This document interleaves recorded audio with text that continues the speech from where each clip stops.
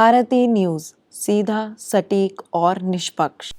Tonight, we bring you a case that raises serious legal and ethical questions: the Rockstar film mental agony case. A man claimed that the Bollywood film Rockstar was based on his real life experiences, used without his consent, and that its release caused him severe mental distress and public scrutiny. This case brings up an important debate. Where do we draw the line between creative freedom and personal privacy? Can a filmmaker take inspiration from real life without legal repercussions? Let us examine the case in detail. So, let me explain you what exactly happened.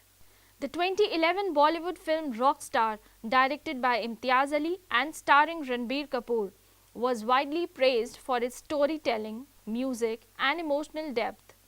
However, years after its release, a man came forward alleging that the film mirrored his life experiences without his consent.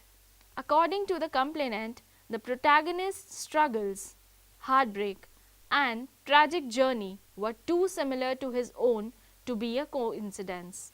He claimed that this portrayal had led to public scrutiny, emotional distress, and mental agony, making it difficult for him to live his life normally after the release of the film.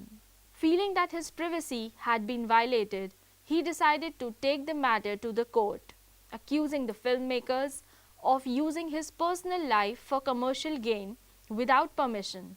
Now, let us discuss how did this case gain attention. Initially, the complainant reached out privately, seeking a response from the filmmakers, but when no resolution was offered, he moved to the court.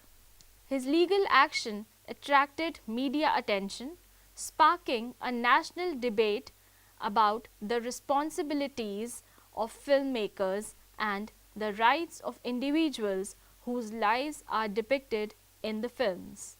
The case led to discussions about the right to privacy, defamation, and mental harassment in the entertainment industry. It also raised questions about whether real-life inspired films should require legal consent from individuals involved.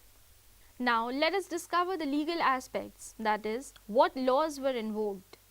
The case brought up multiple legal provisions under Indian law, including number 1, right to privacy. The complainant argued that using his personal life as a story for a film without his consent violated his fundamental right to privacy. Number 2, defamation. If a person's reputation is harmed due to a public portrayal that people believe is based on them, they may file for defamation. Number 3, mental harassment and emotional distress. While there is no specific law for emotional distress in India, similar cases have been addressed under criminal intimidation and civil claims for damages. Number 4, Copyright Act.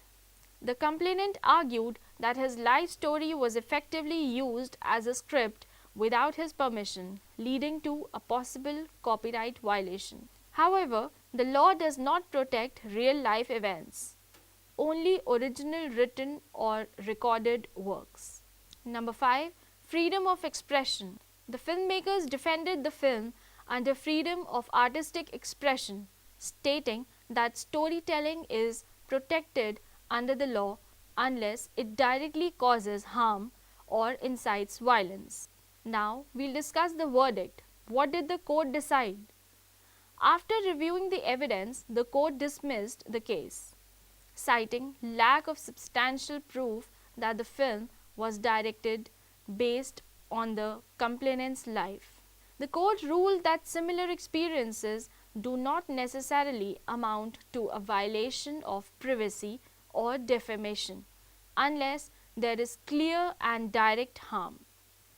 The judgment reinforced that filmmakers have creative freedom, and as long as they do not explicitly name, depict, or target real individuals in a defamatory manner, then their work remains protected under freedom of speech and expression. However, the case raised serious ethical questions about how much inspiration from real life is acceptable in cinema without the consent of a particular individual. So, what are the lessons learned from this case? This case highlights the complex relationship between artistic freedom and individual rights.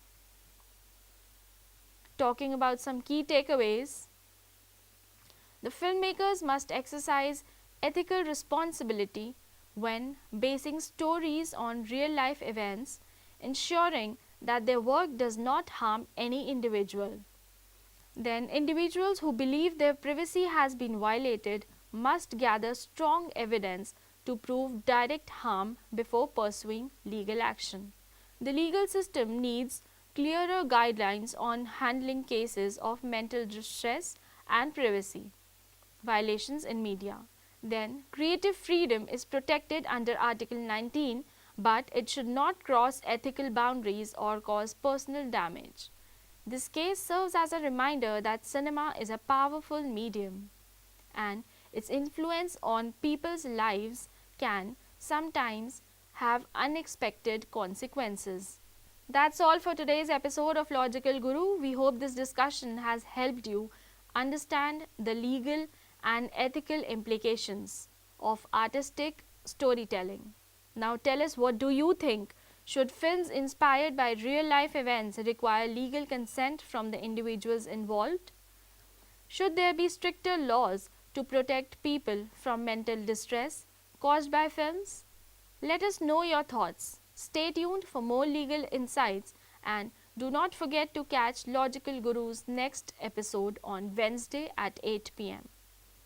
Until then, stay informed, stay vigilant, and stay aware.